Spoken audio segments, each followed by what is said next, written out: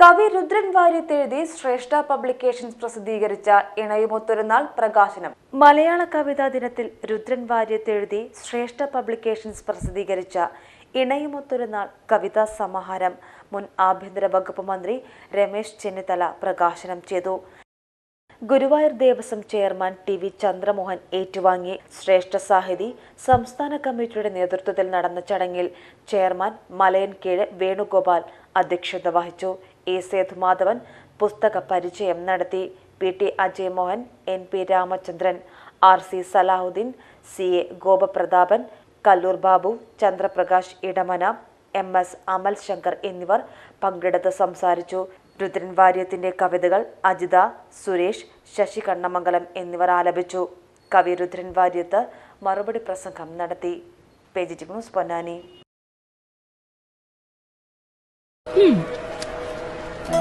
ടീച്ചറെ, ഇത് നമ്മുടെ ഫാമിലിയിലെ വെഡിങ് ഫെസ്റ്റിവൽ ആണ്. നമ്മുടെ ഫാമിലിയിലെ കല്യാണം. ഫാമിലിയിൽ കല്യാണമാണ്. ഗംഭീരമായ കളക്ഷനോടെ കല്യാണത്തിനൊരുങ്ങി ഫാമിലി വെഡിംഗ് സെന്റർ. അപ്പോ ടീച്ചർ കുടുംബസമേതം വരണം. ഓ, ആയിക്കോട്ടെ. Family wedding centre.